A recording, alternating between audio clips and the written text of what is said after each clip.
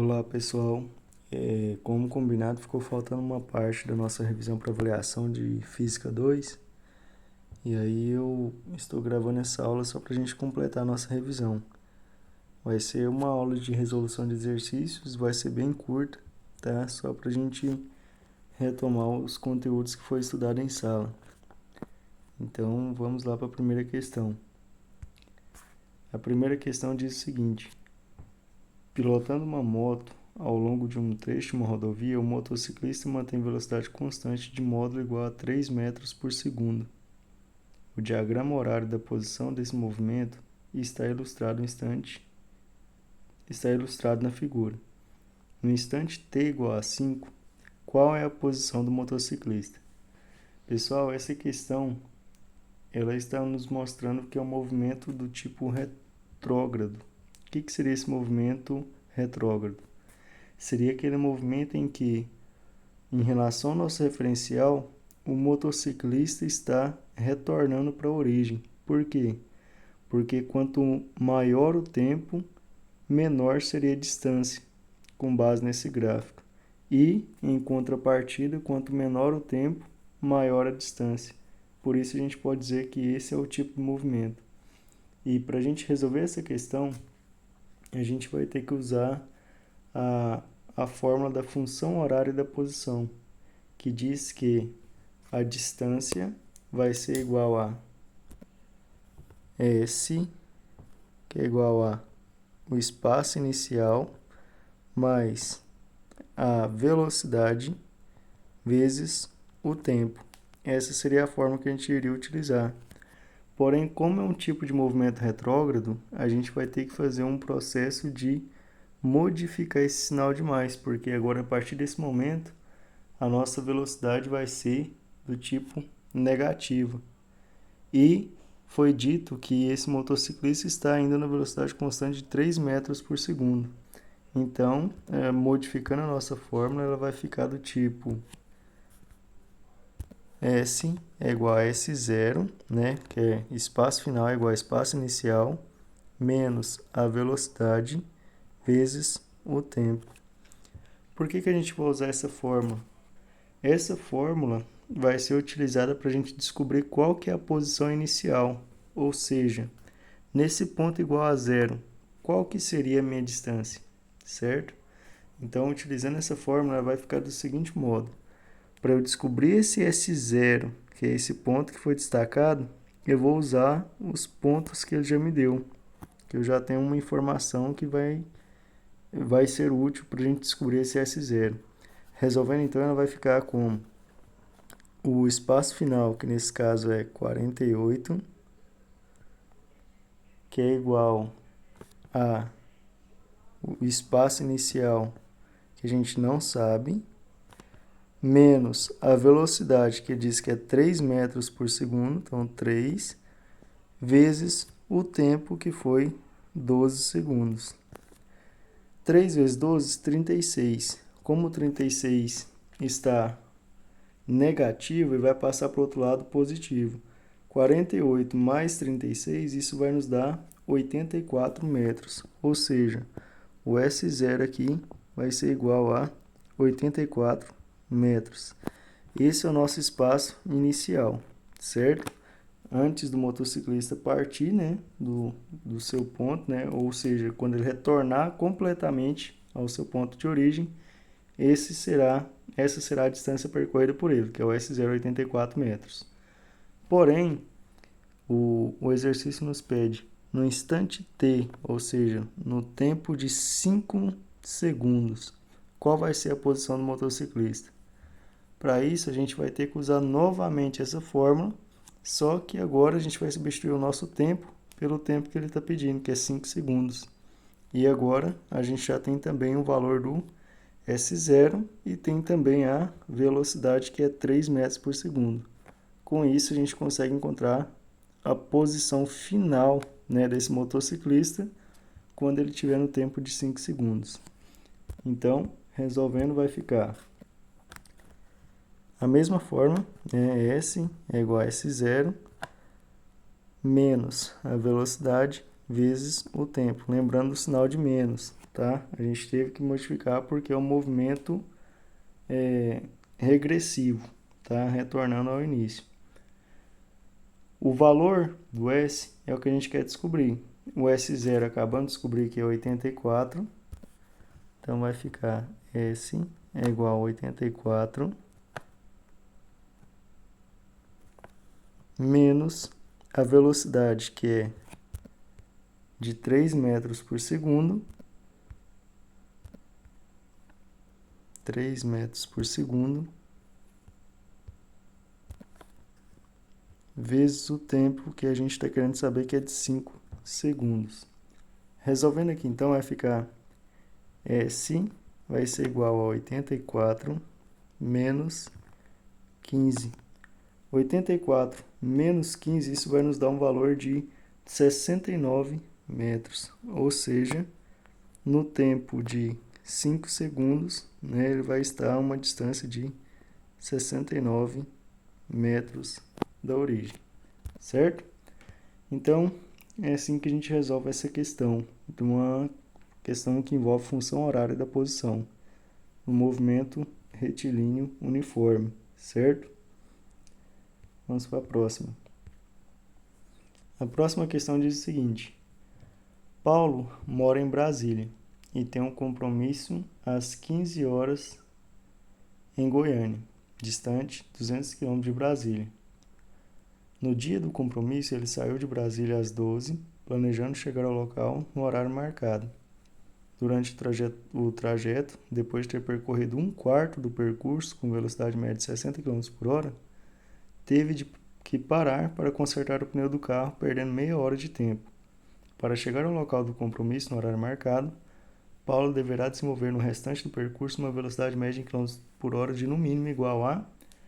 Pessoal, para a gente resolver essa questão, a gente vai ter que levar em consideração alguns detalhes. Primeiro, a distância total que ele tem que percorrer é de 200 km por hora. 200 km. Essa é a distância total. E ele tem um período aí de 3 horas, né, para fazer essa viagem. Meio-dia, que foi o horário de saída, até as 15 horas, que é o horário do compromisso. Então, ele tem um período de 3 horas. E foi dito também que antes do incidente acontecer, de ter que parar para consertar o pneu, ele já tinha percorrido um quarto do percurso. E esse um quarto desse percurso ele percorreu com uma velocidade de 60 km. Para a gente considerar quanto tempo que ele gastou, para a gente entender quanto tempo que ele gastou para percorrer esse um quarto do percurso, a gente vai ter que usar a fórmula da velocidade média. Velocidade média é igual a distância dividido pelo tempo. Como ele percorreu um quarto do percurso e a distância total é de 200 km, um quarto dessa distância vai nos dar 50 km. Ou seja, 50 km ele percorreu nessa velocidade média de 60 km por hora. Então, para descobrir o tempo que ele gastou, vou isolando o tempo, né? Tempo vai ser igual a distância que ele percorreu dividida pela velocidade que ele desenvolveu durante esse percurso. Como eu quero descobrir o tempo, o meu tempo vai ser igual a distância, que foi 50 km, dividido pela velocidade que ele desenvolveu, que foi 60. Ou seja, ele percorreu essa distância durante 5/6 de hora. Transformando esse valor para minuto, basta multiplicar isso aqui por 60. A gente pode cancelar o 6, né, simplificando. Aqui vai ficar 10. 10 vezes 5 quer dizer que durante esse tempo ele gastou 50 minutos. Então, o que isso quer dizer? Das 3 horas que ele tinha, 50 minutos já foi gasto nessa situação. E além disso, depois que ele percorreu essa distância, ele teve que parar para consertar o pneu, perdendo meia hora de tempo. Então, além desses 50 minutos, né, que já vai ser descontado, ele perdeu também mais meia hora. que isso quer dizer? Quer dizer que das 3 horas que ele tinha, que nos dá 180 minutos, desses 180 minutos, ele já gastou 50, né, percorrendo essa trajetória que a gente acabou de encontrar, e também perdeu mais 30 minutos com o tempo de consertar o pneu. Isso vai nos restar um tempo de 100 minutos. Só que, além de restar só esse tempo de 100 minutos, que era 180 antes, existe também a questão de que, durante esse percurso, como ele percorreu 1/4 dessa distância, e 1/4 de 250, resta apenas mais 150 km para ele chegar. E resta também apenas 100 minutos para ele chegar aonde ele pretende chegar. Para a gente transformar esses 100 minutos em horas, porque ele quer saber qual que é a velocidade que ele vai ter que percorrer em quilômetros por hora, basta pegar e dividir esse valor por 60. Cancela o zero. Isso vai nos dar 10 sextos ou 5 terços, tá? E fica a critério de vocês. Ou, se quiser simplificar, deixa 5 terços ou 10 sextos. Tanto faz, certo? Então, resumindo, tem que percorrer 150 km e tem 10 sextos de horas para percorrer essa distância, ou 5 terços de horas, certo? Para eu descobrir a nova velocidade média, basta fazer mais uma fórmula de velocidade média, tranquilo. Então, a velocidade é igual a distância dividido pelo tempo. A velocidade nova que ele vai ter que percorrer vai ser igual a distância, que é 150, dividido pelo tempo, que o nosso tempo é 5 terços de hora, após simplificado. Então, 5 terços. Para resolver, basta pegar a primeira, né, o numerador, e multiplicar pelo inverso da fração, sobre 5. 150 vezes 3 vai dar 450, né? 450 dividido por 5, isso vai nos dar uma velocidade média de 90 km por hora. Ou seja, para ele chegar no tempo planejado, ele vai ter que desenvolver uma velocidade aí agora de 90 km por hora para chegar no percurso que ele pretendia. Ok? Vamos à próxima questão. Um ciclista pedala a uma certa velocidade constante, em linha reta, e ultrapassa um motociclista que está acelerando, aí o enunciado ficou errado, com uma aceleração de 3 metros por segundo ao quadrado, do repouso, na mesma direção e sentido. O instante inicial, que é o tempo de 0 segundos, é o tempo inicial da aceleração da moto e também o instante em que o ciclista passa pela moto. O atleta consegue se manter à frente da moto, tá? Ficou errado isso daqui. À frente da moto por 4 segundos. Qual é a velocidade do atleta? Então, vamos analisar a situação. O ciclista ultrapassa um carro, né, que estava inicialmente em repouso. Ultrapassa uma moto que estava inicialmente em repouso e consegue se manter à frente dessa moto por um período de 4 segundos. A moto, porém, no instante que o ciclista ultrapassa, começa a desenvolver o quê? Uma aceleração partindo do repouso, né? Ela parte do repouso com uma aceleração de 3 metros por segundo. E aí, o que a pergunta quer? Ele quer saber qual que é a velocidade do ciclista para ter conseguido se manter na frente dessa moto durante esse intervalo de tempo. Como a situação nos diz que a moto está acelerando, a gente vê e analisa que isso é um movimento retilíneo variado, tá? É um movimento em que há aceleração. Então, a gente vai dizer que para que a velocidade do atleta seja a mesma, a distância percorrida tanto pela moto quanto pelo ciclista também tem que ser a mesma. E como os dois estão em situações distintas porque o ciclista pedala com velocidade constante. A moto, porém, está com movimento acelerado. Então, a distância percorrida pela moto tem que ser a mesma distância percorrida pelo ciclista. Por que tem que ser a mesma? Porque a partir do momento em que o ciclista ultrapassa essa moto, após 4 segundos ela consegue ultrapassá-lo novamente.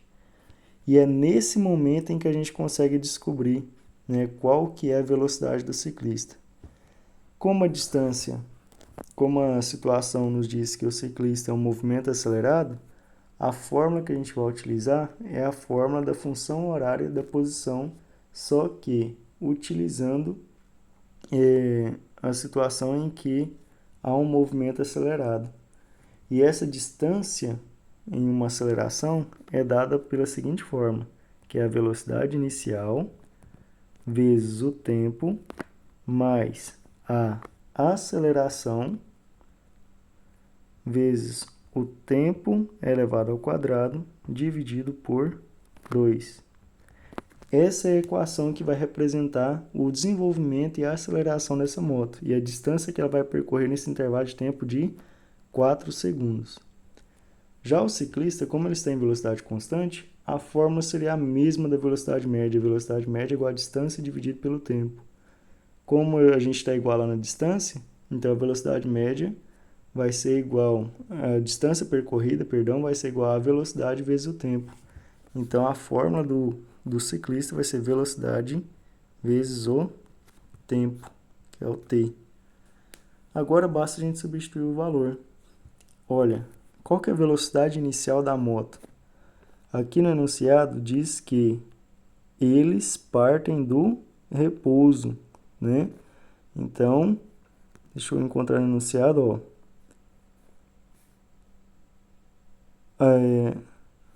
Pedala em uma certa velocidade constante em linha reta, ultrapassa o motociclista que está sendo acelerado, né? Uma aceleração de 3 metros por segundo do repouso. Então, se ele está partindo do repouso, quer dizer que a velocidade inicial é 0. Se a velocidade inicial é 0, multiplicado pelo tempo, isso aqui também vai zerar. Não tem necessidade de a gente utilizar esse valor. A aceleração vai ser igual a 3 vezes o tempo, que é 4 ao quadrado, que vai dar 16, dividido por 2.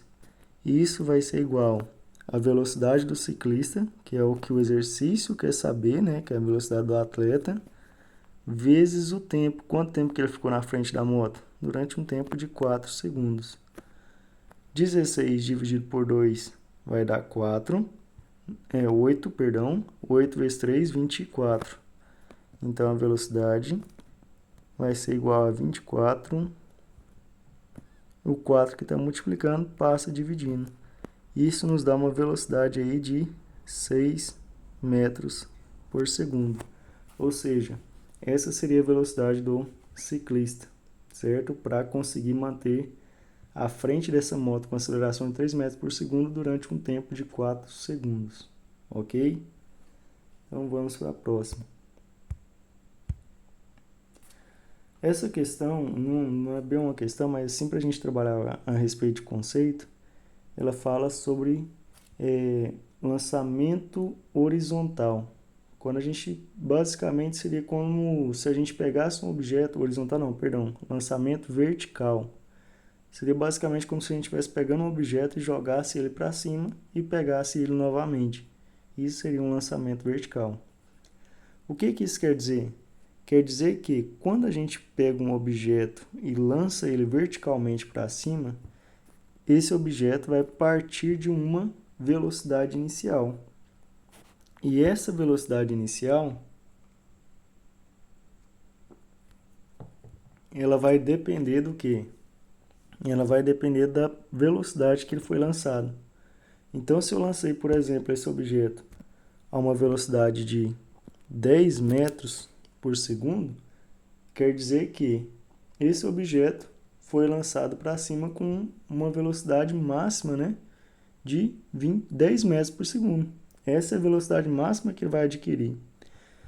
Quando a gente lança esse objeto para cima, a tendência é que à medida que o tempo vai passando, a sua velocidade vai diminuindo.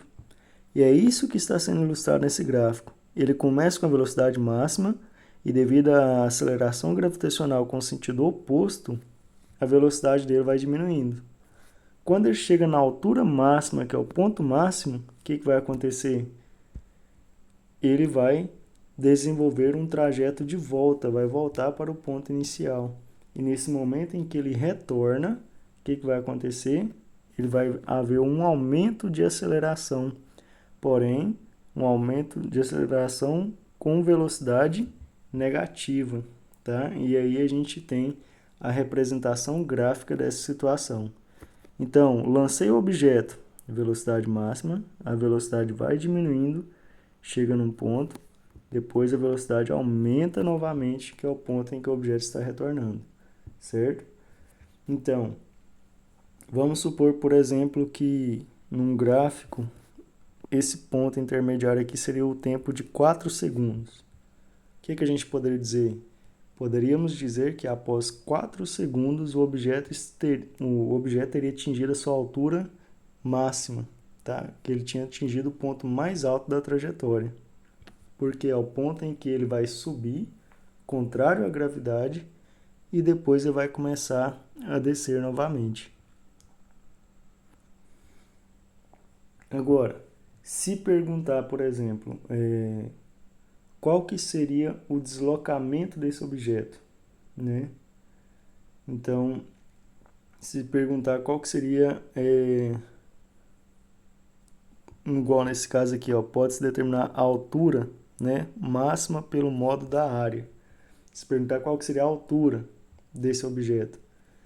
Se aqui nesse caso fosse 4 e a velocidade inicial fosse 10, isso nos daria um triângulo retângulo com lado 10 e base 4. Para eu encontrar a altura máxima que esse objeto atingiu, considerando que esse ponto aqui fosse o 4, basta calcular a área. A área, então, é igual a base vezes a altura dividido por 2. Se a base é 4, não, 4 vezes 10 dividido por 2. Isso nos daria uma altura máxima aí de 20 metros. Essa seria a altura máxima, né, atingida por esse objeto. Tá? Então, são algumas coisas importantes, né, destacando sobre o lançamento vertical de um objeto. Tá? Um outro ponto muito importante é a respeito da aceleração gravitacional. O que acontece com a aceleração gravitacional? Como o objeto está sendo lançado verticalmente para cima, a aceleração gravitacional tem sentido para baixo. Como o objeto é lançado para cima, a velocidade do objeto tem sentido oposto. E com isso a gente vai abordar, né, a velocidade, vamos considerar a velocidade como sendo negativa. E também vamos ter a aceleração gravitacional como valor negativo. Tá? Então é uma convenção que a gente faz para calcular a aceleração gravitacional. Se fosse para calcular, por exemplo, a velocidade, a gente ia ter que considerar a gravidade negativa. Por isso, desse sinal de menos aqui na fórmula. Tá? Então, são alguns pontos importantes, né, que a gente tem que destacar durante essa situação. E quando a gente chega, por exemplo, no ponto máximo, quando a gente chega nesse ponto máximo, quer dizer que o deslocamento do objeto foi zerado. O que isso quer dizer? Quer dizer que o objeto já subiu, né, partiu por exemplo, estou jogando o objeto para cima, saiu da palma da minha mão e retornou de novo. Essa questão de ter saído do ponto de origem e retornado quer dizer que não houve deslocamento nenhum. Agora, se fosse para calcular a distância, aí sim, aí a gente ia usar a área para encontrar a distância, que é a altura máxima que ele foi e voltou. Beleza. Mas a questão de deslocamento é a distância, né, o deslocamento representado do ponto de origem até o ponto de retorno, novamente. Então, você partiu da origem e voltou para a origem de novo, então não houve deslocamento, certo? Então, caso perguntar, nesse ponto, o deslocamento é nulo, tá? Que é o que representa onde o objeto foi e retornou, certo? Então, vamos para a próxima questão e finalizamos. Essa última questão diz o seguinte: a velocidade do veículo ilustrado abaixo, ao atravessar os sensores ferromagnéticos de um radar fotográfico fixo por um intervalo de tempo de 0,1 segundos. E aí ele quer que a gente determine qual que é a velocidade, né? O que ele está dizendo aqui? A gente tem um radar e que nesse radar tem um sensor ferromagnético. Esse sensor ferromagnético vai determinar o tempo necessário, né, para que o eixo dianteiro ou o eixo traseiro do carro leva para chegar até essa outra linha. E aqui está dizendo que a distância entre esses eixos, essas linhas, né, ferromagnéticas é de 1 metro e que esse veículo gasta um intervalo de tempo de 0,1 segundos para percorrer. E aí ele quer saber qual que é a velocidade. Basicamente, a gente vai calcular a velocidade média. Como calcula? Velocidade média é igual a distância dividido pelo tempo. A velocidade dele, então, que é a do veículo, vai ser igual a distância, que é 1 metro, que é a distância entre os dois sensores ferromagnéticos, né? Dividido pelo tempo que ele gastou, que foi 0,1 segundos. Então, 1 dividido por 0,1, isso aí vai nos dar uma velocidade de 10 metros por segundo. Tá, mas se eu quisesse essa velocidade em quilômetros por hora, basta multiplicar por 3,6 e essa velocidade seria 36 km por hora, tá? Caso ele pedir, ok? Vamos para a última pergunta. Usando a mesma situação, a mesma imagem, a mesma ilustração. Qual a distância entre os eixos do carro, sabendo que o mesmo gastou 0,2 segundos para passar o eixo dianteiro e traseiro do carro pelos sensores do radar? O que isso quer dizer? Quer dizer que o tempo que gastou para que o eixo dianteiro, que é as rodas dianteiras do carro, e as traseiras passassem por esse mesmo sensor aqui, foi de 0,2 segundos. E como eu sei que ele gastou 0,2 segundos estando numa velocidade que a gente acabou de descobrir de 10 metros por segundo, é possível a gente descobrir o comprimento desse veículo. Então, o que a gente vai fazer? A gente vai calcular qual que é o comprimento dele, usando a mesma fórmula de novo. Velocidade é igual a distância pelo tempo. A velocidade a gente já tem, que esse veículo está a 10 metros por segundo. A distância é de o comprimento do veículo, né, que a gente está querendo descobrir. E o tempo que esse veículo gastou, né, para passar entre esses dois sensores foi o tempo de 0,2 segundos. Isso aqui vai nos dar uma distância de 10 vezes 0,2, que está dividindo, passa multiplicando. Isso aqui vai nos dar uma distância de 2 metros. Ou seja, esse nosso veículo tem um comprimento entre eixos de 2 metros. Ok? Pessoal, então é isso. Muito obrigado pela atenção. Tenham todos uma boa prova e qualquer dúvida estamos à disposição.